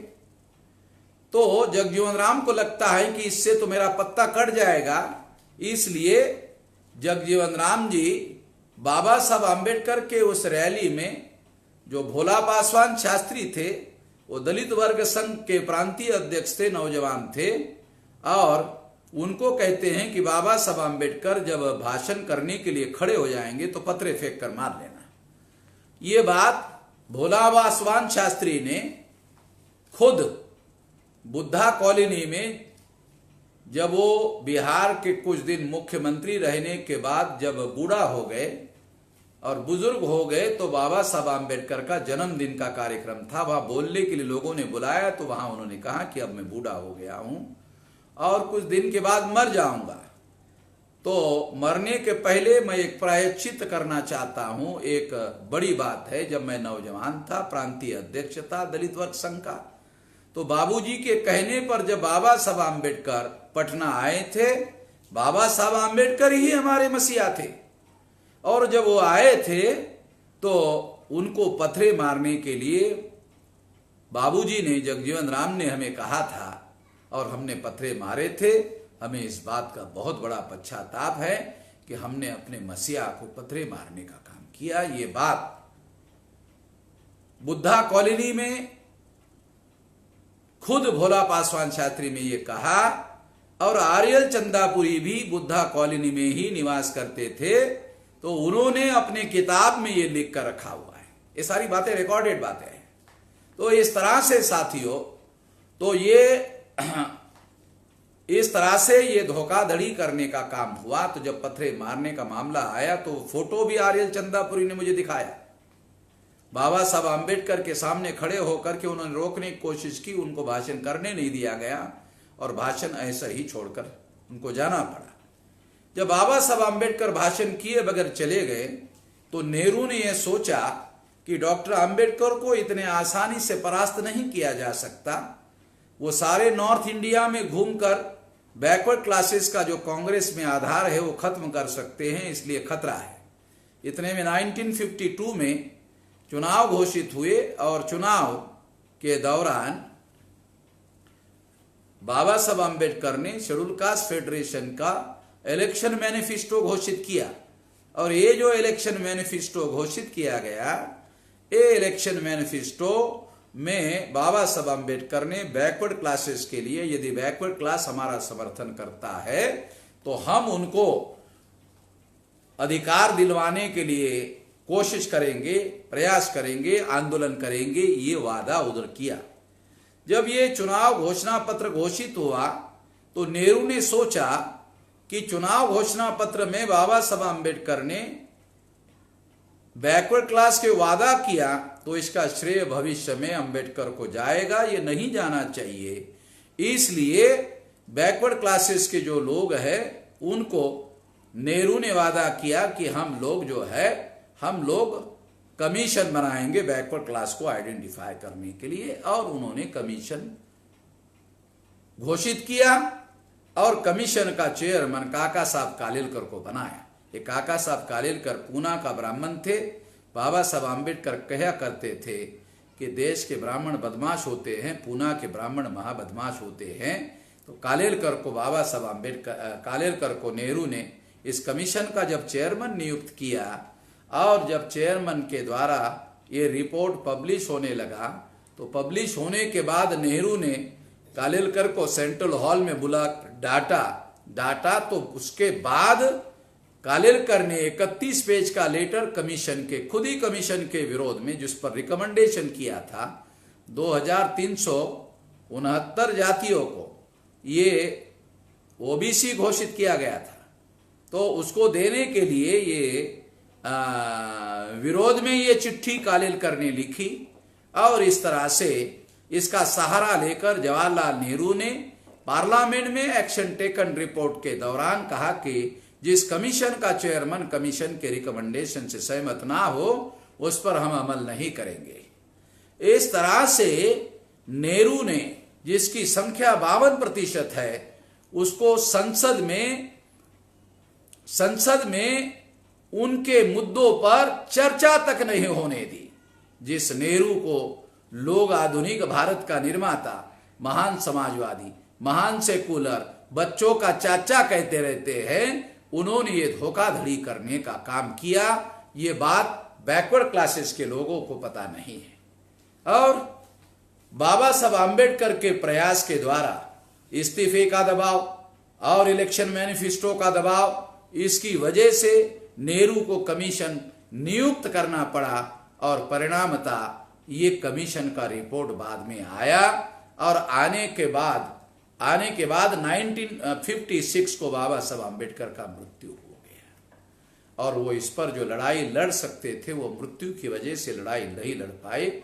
57 को समाजवादी पार्टी की घोषणा राम मनोहर लोहिया ने की, मगर राम मनोहर लोहिया ने नारा लगाया 100 में पाए पिछड़े 60, सोशलिस्टों की पड़ गई गांठ। ये नारा लगाया, मगर राम मनोहर लोहिया ने कालेलकर कमीशन लागू करने के लिए कोई भी आंदोलन नहीं चलाया। अभी कुछ दिन पहले राम अवधेश सिंह जी, जो बैकवर्ड क्लासेस के बहुत बड़े नेता थे, उनका मृत्यु हुआ। बहुत दुखद बात है, वो बहुत लड़ाकू आदमी थे। और उनको मैंने पूछा कि क्या 57 में कालेलकर कमीशन पर अमल करने के लिए लोहिया ने कोई आंदोलन चलाया, तो कहा कि मैं नहीं जानता हूं। यानी इतने बड़े लड़ाकू आदमी होने के बावजूद भी उनके पास कोई जानकारी नहीं थी, क्योंकि लोहिया ने ये किया ही नहीं था। ये हिस्टोरिकल फैक्ट है। ये बात भी नॉर्थ इंडिया के बैकवर्ड क्लासेस के लोगों को जानने की और समझने की जरूरत है। तो जवाहरलाल नेहरू ने पार्लियामेंट में बैकवर्ड क्लास के कमीशन पर 52% लोगों की समस्याओं पर चर्चा तक नहीं होने दिया। जो प्रीमियर इंस्टीट्यूट है संसद के पटल पर चर्चा तक नहीं होने दिया। तो इस तरह से कचरे के डिब्बे में कालेलकर कमीशन के रिपोर्ट को बैकवर्ड क्लास ओबीसी के कमीशन को उन्होंने वापस भेज दिया, कचरे के डिब्बे में भेज दिया। इंदिरा गांधी ने 77 में इमरजेंसी हटाई, सारे विरोधी पार्टी के लोगों को जेल में डाला था, छोड़ दिया। तो सारे विरोधी पार्टी के नेता डरे हुए थे। सारे नेताओं ने इकट्ठा होकर, सारी विरोधी पार्टी के लोगों ने इकट्ठा होकर एक नई पार्टी बनाई। उस पार्टी का नाम रखा जनता पार्टी, और इस जनता पार्टी का राष्ट्रीय अध्यक्ष चंद्रशेखर को बनाया गया। और इस तरह से ये जयप्रकाश नारायण का विश्वस्त आदमी थे, तो राष्ट्रीय अध्यक्ष बनाया। और 77 का जब चुनाव लड़ने का ऐलान हुआ तो उन्होंने इलेक्शन मैनिफेस्टो बनाया, और इलेक्शन मैनिफेस्टो में जितनी पार्टियां शामिल हुई उन पार्टियों के बड़े नेताओं ने साइन कर दिया। उसमें कालेकर कमीशन अगर हमको बहुमत मिला तो लागू करेंगे, ऐसा वादा किया गया।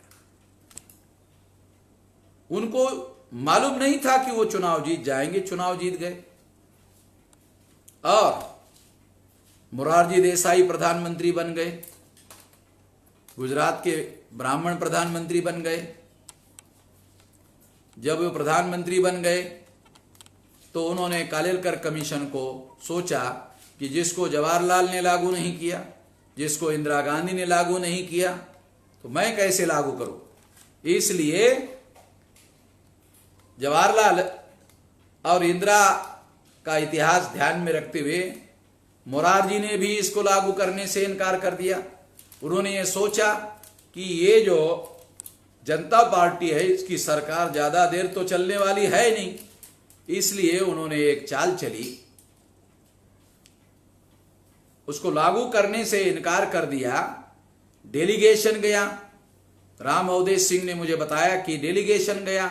हमने उनको पूछा कि आपका साइन है इलेक्शन मैनिफेस्टो में। हमने पार्लियामेंट में भी पूछा कि क्या इलेक्शन मैनिफेस्टो के सारे वादे पूरे किए जाते हैं। ऐसा संसद में मोरारजी देसाई ने बयान दिया। यानी मोरारजी देसाई बहुत ज्यादा अक्खड़ और बहुत ज्यादा एरोगेंट आदमी था। तो इस तरह से उन्होंने जवाब दिया। तो इसके विरोध में राम अवधेश सिंह ने बिहार में बहुत बड़ा हंगामा खड़ा कर दिया। वो संसद के बाहर चले गए और कहा कि दोबारा जब मंडल लागू होगा उसी के बाद मैं संसद में आऊंगा। और बहुत बड़ा जो गांधी मैदान है उसको पूरा भरने वाला रैली इसके विरोध में खड़ा कर दिया। और आप सुनकर हैरान हो जाओगे, वो जब रैली हो रही थी तो उसका प्रचार करने का काम लालू प्रसाद यादव रिक्शा में बैठकर कर रहे थे। राम अवधेश सिंह इतने बड़े नेता थे, अभी कुछ दिन पहले उनका मृत्यु हो गया है। तो इस तरह से ये महत्वपूर्ण बातें, महत्वपूर्ण जानकारी मैं आप लोगों को दे रहा हूं और बैकवर्ड क्लासेस के लोगों को ये जानकारी देना बहुत ज्यादा जरूरी है। उसके बाद में विश्वनाथ प्रताप सिंह प्रधानमंत्री हो गए। नहीं, उसके बाद में ये जो उसके बाद में ये सरकार गिर गई 18 महीने में। सरकार गिरने के बाद में 81 में दोबारा इंदिरा गांधी चुनकर आ गई और इंदिरा गांधी दोबारा प्रधानमंत्री हो गई। प्रधानमंत्री होने के बाद मंडल कमीशन को संसद में रखा गया, मगर उन्होंने इसको लागू करने से इनकार कर दिया। अब बैकवर्ड क्लासेस की संसद में संख्या बढ़ गई थी और इस वजह से बैकवर्ड क्लासेस का मामला खड़ा करना जरूरी था, बैकवर्ड क्लासेस का मामला उभारना जरूरी था। और संसद में बार बार ये सवाल उठाया जाता था। इसकी वजह से नॉर्थ इंडिया में बैकवर्ड क्लासेस का आधार कांग्रेस का खिसक रहा था। इसलिए इंदिरा गांधी ने प्लान बनाया कि बैकवर्ड क्लासेस का जो सामाजिक जागरण हो रहा है उसको रोका जाए। रोकने के लिए इंदिरा गांधी ने प्लान बनाया। क्या प्लान बनाया? प्लान बनाया कि यदि हम लोग खालिस्तान वर्सेस हिंदुस्तान, हिंदुस्तान वर्सेस खालिस्तान का मामला खड़ा कर देते हैं तो ये धार्मिक जागरण होगा प्रतिक्रिया में बैकवर्ड क्लासेस में, और बैकवर्ड क्लासेस को लोग धार्मिक जागरण के तहत खालिस्तान के विरोध में हिंदुस्तान का समर्थन करेंगे और इस तरह से हमारा समर्थन बढ़ जाएगा। ये रणनीति बनाई गई सामाजिक जागरण को खत्म करने के लिए, ये प्लान बनाया गया। दूसरी तरफ आरएसएस और विश्व हिंदू परिषद ने दूसरा अपना कार्यक्रम बनाया। उन्होंने ये सोचा कि यदि हम 52% मंडल कमीशन का ओबीसी का विरोध करते हैं तो पॉलिटिकल पावर चला जाएगा, और समर्थन करते हैं तो ब्राह्मणों का एग्जीक्यूटिव पावर चला जाएगा, आईएएस आईपीएस आईआरएस का। इसलिए विरोध करना और समर्थन करना खतरनाक है। इसलिए विरोध भी ना किया जाए, समर्थन भी ना किया जाए, तो इसको डाइवर्ट किया जाए। तो इसीलिए आरएसएस विश्व हिंदू परिषद ने मंडल कमीशन के अंदर बैकवर्ड क्लासेस के लोग आंदोलन कर सकते हैं, उस बैकवर्ड क्लासेस के लोगों को आरएसएस विश्व हिंदू परिषद ने कहा कि तुम्हारे राम का मंदिर हम अयोध्या में बनाना चाहते हैं, मगर मुसलमान बनने देना नहीं चाहते। तो जरा मुसलमानों का देखो, तो मुसलमानों के विरोध में बैकवर्ड क्लासेस के लोगों को भड़काने का काम किया। ये हिस्टोरिकल फैक्ट हैं, और अडवाणी जी ने अपने किताब में आत्मचरित्र में भी ये बात लिख कर रखी हुई है। तो इस तरह से ये सारी बातें की गई, और इसका परिणाम ये हुआ कि बैकवर्ड क्लासेस के लोग जो है, और मीडिया वालों ने भी इस बात को बड़े पैमाने पर उछाला। परिणामतः ये जो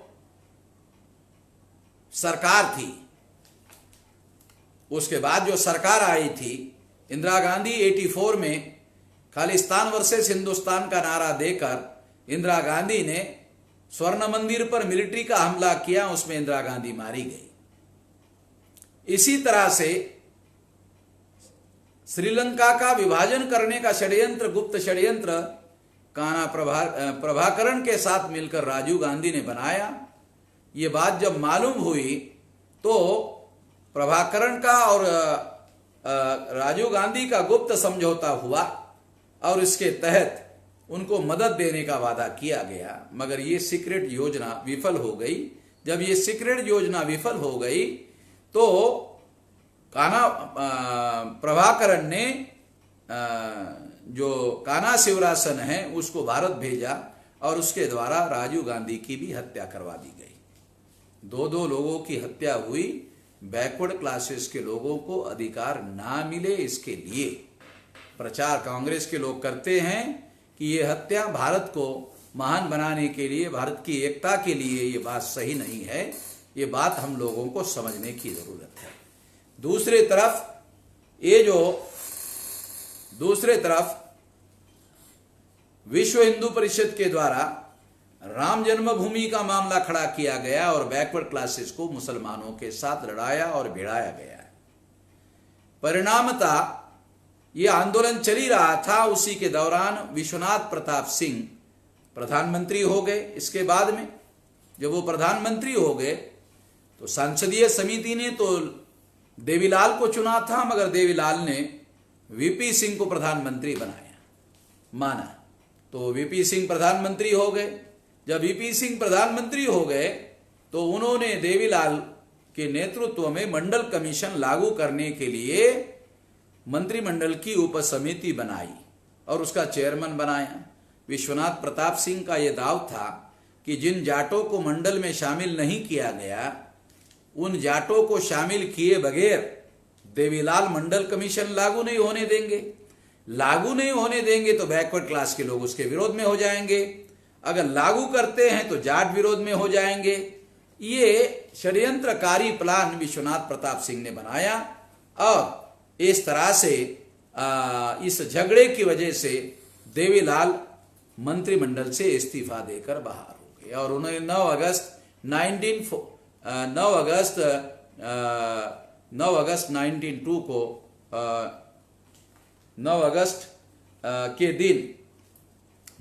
के दिन ये साल अभी मुझे एग्जैक्टली पता नहीं है, शायद 89 हो सकता है।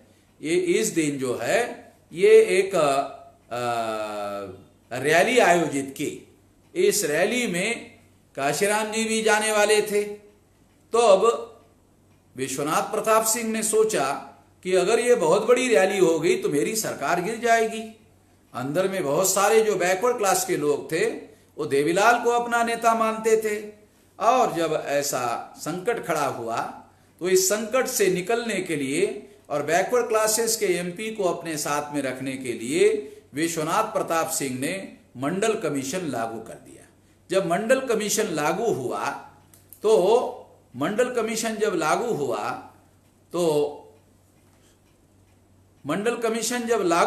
7 अगस्त को, 9 अगस्त को रैली थी। तो जब विश्वनाथ प्रताप सिंह ने ये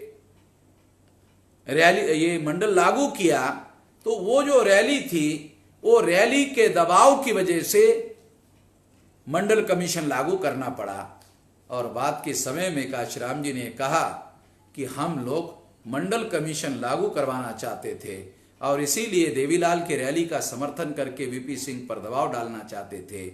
इस मजबूरी की वजह से मंडल कमीशन लागू हुआ। अगर मैं समर्थन नहीं देता तो मंडल कमीशन लागू नहीं होता। तो इस तरह से मंडल कमीशन जब लागू हुआ, लागू होने के बाद ब्राह्मणों ने इसे लागू होने के बाद बीजेपी ने, आरएसएस ने, विश्व हिंदू परिषद ने दबाव डालकर विश्वनाथ प्रताप सिंह का समर्थन विड्रॉ कर दिया, क्योंकि बीजेपी के समर्थन से विश्वनाथ प्रताप सिंह प्रधानमंत्री बन गए थे। और इस वजह से जब वो विड्रॉ कर दिया तो विश्वनाथ प्रताप सिंह को इस्तीफा देना पड़ा। तो इस तरह से ये एक बहुत अहम बात है, ये बहुत अहम जानकारी है। और बीजेपी ने, विश्व हिंदू परिषद ने और आरएसएस ने बैकवर्ड क्लास के लोगों के मंडल का विरोध किया और बाद में ये मामला सुप्रीम कोर्ट में ब्राह्मण लोग घसीट कर लेके गए। 90 वकील मुफ्त में मंडल के विरोध में केस लड़ रहे थे। उस समय लालू प्रसाद यादव बिहार में चीफ मिनिस्टर थे और वहां से वो दिल्ली आए और कई कॉन्स्टिट्यूशनल, क्योंकि ये कॉन्स्टिट्यूशनल मैटर था, वो कोई एक्सपर्ट्स को मिले कि सुप्रीम कोर्ट में ये लड़ाई लड़ी जाए मंडल की, मगर कोई वकील पैसा लेकर भी लड़ने के लिए राजी नहीं था। तो राम जेठमलानी के पास गए। राम जेठमलानी ने कहा कि मैं तो क्रिमिनल लॉयर हूं, कॉन्स्टिट्यूशनल लॉयर हूं नहीं, मगर लालू ने कहा कोई लड़ ही नहीं रहा, इसलिए आप ही लड़ो। तो राम जेठमलानी जो क्रिमिनल लॉयर थे वो इस केस को लड़ रहे थे और बाद में 16 नवंबर 92 को सुप्रीम कोर्ट ने क्रीमी लेयर के साथ ये जजमेंट दिया। तो सुप्रीम कोर्ट ने 4 बड़े निर्णय दिए 16 नवंबर 92 को मंडल पर। पहला निर्णय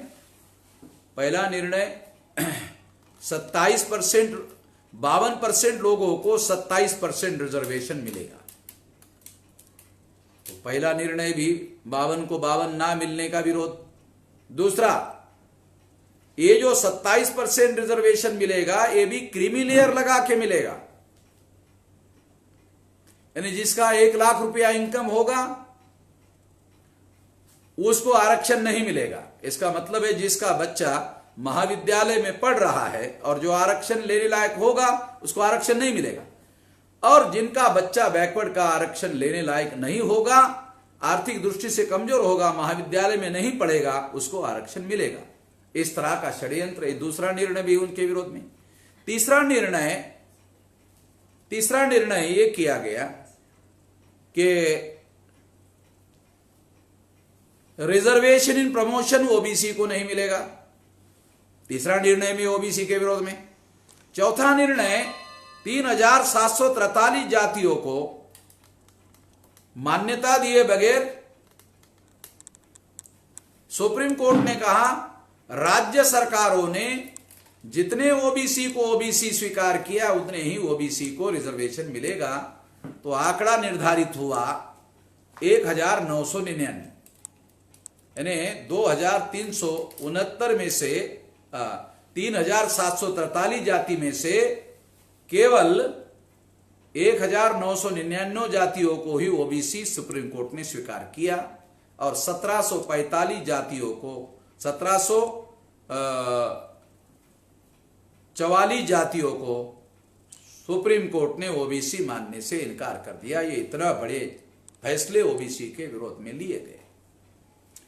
आज इसको अमल होते होते 30 साल का समय हो गया है और 30 साल में मंडल कमीशन का जो अमल है वो कुछ साल पहले 5.4% था। जब मंडल कमीशन का रिपोर्ट आया था तो मंडल कमीशन के रिपोर्ट में ओबीसी का रिप्रेजेंटेशन केवल 3% था और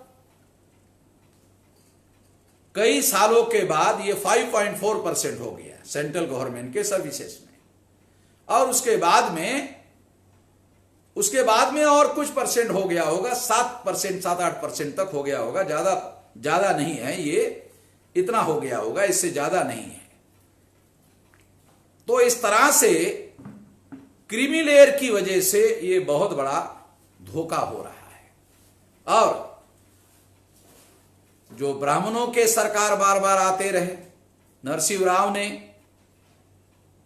बैकवर्ड क्लास कमीशन लागू 92 को हुआ, 90 को ही उन्होंने प्राइवेटाइजेशन लागू कर दिया। तो प्राइवेटाइजेशन की वजह से ओबीसी के लिए जो नौकरियां देना था वो देने का काम के लिए सरकार में जगह उपलब्ध नहीं होती रही। वीपी सिंह ने एजुकेशन में, प्रोफेशनल एजुकेशन में रिजर्वेशन दिया ही नहीं, उसने भी धोखाधड़ी किया, केवल सरकारी नौकरियों में देने का काम किया, एजुकेशन में नहीं किया, वो भी एक बहुत बड़ा धोखा था। तीसरी बात यह कि उसके बाद नरसिंह राव के बाद में फिर अटल बिहारी वाजपेयी की सरकार आई, और अटल बिहारी वाजपेयी की जो सरकार आई तो उसके बाद भी इस पर नॉन इम्प्लीमेंटेशन किया गया, और उसके बाद ईवीएम आ गया 2004 में। 2009 में कांग्रेस ने इस पर नॉन इम्प्लीमेंटेशन किया। 14 और 19 को नरेंद्र मोदी ने 314 बच्चे आईएएस ओबीसी के पास हुए, आईपीएस पास हुए, आईआरएस पास हुए, मगर उस पर अमल करने से इनकार कर दिया। अभी पता चला है कि जो क्रीमी लेयर का क्राइटेरिया इस तरीके से चेंज किया जा रहा है जिससे ओबीसी को बिल्कुल भी कुछ नहीं मिलेगा। इसके बारे में ओबीसी के अंदर जागरण हो रहा है, ये षड्यंत्र किया जा रहा है क्रीमी लेयर का। इस पर लोगों का ध्यान आकर्षित ना हो, इसके लिए बीजेपी और आरएसएस और विश्व हिंदू परिषद के लोगों ने राम मंदिर का झुंझुना ओबीसी को थमाने का कोशिश किया, ताकि ओबीसी का अटेंशन, ओबीसी को जो अधिकार मिले हैं उस पर अमल करने के लिए ना जाए। ये सारा षड्यंत्र हो रहा है, इसके बारे में ओबीसी के लोगों को जगाने की जरूरत है। एक और बात भी मैं कहना चाहता हूं, कांग्रेस को जब भी जितनी बार भी बहुमत मिला, वो अनुसूचित जाति और जनजाति के लोगों को जो ज्वाइंट इलेक्टेड लागू हुआ, वो ज्वाइंट इलेक्टेड ओबीसी के लोगों ने अगर बाबा साहब आंबेडकर का समर्थन किया होता तो ज्वाइंट इलेक्टेड नहीं होता। ज्वाइंट इलेक्टेड नहीं होता तो उन लोगों का समर्थन कांग्रेस को नहीं होता। अगर उन लोगों का समर्थन कांग्रेस को नहीं होता तो उनके समर्थन से ब्राह्मण सरकार बनाते रहे, बहुमत हासिल करते रहे, और उसके आधार पर ओबीसी को अधिकारों को वंचित करते रहे। 17 अगस्त 1932 को शेड्यूल कास्ट के लोगों को अधिकार मिला, और 16 नवंबर 92 को ओबीसी को मिला। यानी ओबीसी को ब्राह्मणों की वजह से 60 साल बाद मिला, और वो भी अनुसूचित जाति और जनजाति के लोग आरक्षण की लड़ाई लड़ रहे थे। ओबीसी के जो लोग हैं वो तो राम मंदिर के आंदोलन में शामिल थे। इसका सबूत मैं आपको देना चाहता हूं। चौधरी ब्रह्म प्रकाश दिल्ली के एक्स चीफ मिनिस्टर थे, और उन्होंने दिल्ली में एक मोर्चा निकाला था। उस मोर्चा में बहुत बड़ा एक स्लोगन लगाया जा रहा था, एक पत्रकार भी साथ में चल रहा था। स्लोगन ये था कि 90 भाग हमारा है, 90% लोगों का नारा है, 90 लोगों का नारा है, और पिछड़ा वर्ग जो है, पिछड़ा वर्ग 90% है, और 90% की ये मांग है आरक्षण के संबंध में। वो ऐसा नारा दे रहे थे। तो पत्रकार ने चौधरी ब्रह्म प्रकाश को पूछा कि चौधरी साहब, ये नारा जो आप दे रहे थे कि पिछड़े वर्ग के लोग 90% है और 90 भाग हमारा है, ऐसा आप कह रहे हैं, तो ये जो मोर्चा है, इस मोर्चा में तो संख्या में 90 लोग नहीं है। तो चौधरी ब्रह्म प्रकाश ने उस पत्रकार को जवाब दिया और कहा, वो 90 कैसे हो सकते हैं, वो तो राम मंदिर के आंदोलन करने में चले गए हैं। ये इस बात का सबूत था कि राम मंदिर के आंदोलन ने मंडल कमीशन और ओबीसी के आंदोलन को कमजोर किया था। वो अपने हक और अधिकार हासिल करने के बजाय ओबीसी के लोग राम मंदिर के आंदोलन में डाइवर्ट करने में आरएसएस विश्व हिंदू परिषद के लोग कामयाब हो गए थे। इस बात को जानना और समझना बैकवर्ड क्लास के लोगों को आज के स्थिति में भी जो लोग राम मंदिर बना रहे हैं वो क्रीमी लेयर का षड्यंत्र ओबीसी के लोगों को मालूम ना हो, इस पर पर्दा पड़ा रहे और ये षड्यंत्र ओबीसी के साथ किया जा सके, इसके लिए सारी बातें की जा रही है। जबकि कोरोना वायरस का संकट चल रहा है, इसके बावजूद भी ये हो रहा है। कोरोना का मुकाबला किया जाना चाहिए, फिर भी ये हो रहा है। और बाद में भी मंदिर बनाया जा सकता है, मगर इसी कारण लॉकडाउन के दौरान ये सब किया जा रहा है, क्योंकि लॉकडाउन के दौरान ये क्रीमी लेयर का मामला तय किया जा रहा है ताकि ओबीसी के साथ बहुत बड़े पैमाने पर षड्यंत्र किया जा सके। मैं ओबीसी के लोगों को इसके बारे में सतर्क रहने के लिए कहता हूं, क्योंकि एक बहुत बड़ी बात यह है, इससे क्या होगा, ओबीसी का ही समर्थन लेकर ब्राह्मण लोग ओबीसी के ही विरोध में प्रतिक्रांति करने में कामयाब हो जाएंगे। अब ब्राह्मणों ने एक ओबीसी को देश का प्रधानमंत्री बनाया और वो ओबीसी की मदद लेकर, प्रधानमंत्री की मदद लेकर ब्राह्मण ओबीसी के ही विरोध में प्रतिक्रांति करने की दिशा में आगे बढ़ रहे हैं, प्रतिक्रांति करने में कामयाब हो रहे हैं। ये बात हम लोगों को जानने की, समझने की और बैकवर्ड क्लास के लोगों को जानने समझने की बहुत ज्यादा जरूरत है। ब्राह्मणों ने जब राम मंदिर का आंदोलन शुरू किया तब उन्होंने सोचा कि अगर बैकवर्ड क्लास के लोगों को डाइवर्ट करना है, तो उन्होंने सोचा कि जो बैकवर्ड क्लासेस के लोग हैं जब आपस में मिलते हैं तो अभिवादन में राम राम करते हैं, आपस में मिलते हैं तो अभिवादन में राम राम करते हैं। तो ये राम राम करने वाले लोगों को, अगर राम राम करने वाले लोगों का राम नाम सत्य करना है तो राम का नाम लेकर ओबीसी का राम नाम सत्य किया जा सकता है। इसको आधार बनाकर उन्होंने ये सारा का सारा षड्यंत्र किया और प्रतिक्रांति करने में कामयाब लगभग हो रहे हैं। इसके विरोध में ओबीसी के लोगों को सारे देश भर में जागरण करने की जरूरत है। ये जागरण करने के लिए इतना लंबा चौड़ा विश्लेषण आप लोगों के सामने सारे हिस्टोरिकल एविडेंस के साथ किया गया, सबूतों के साथ किया गया। आशा है, विश्वास है आप लोग इस बात को गंभीरता से जानकारी लेंगे और इस पर विचार मंथन करेंगे और इस बात को आगे बढ़ाने की कोशिश करेंगे। आपने मेरी बात ध्यान से सुनी होगी। धन्यवाद। 7 पौने 2 घंटा हो गए।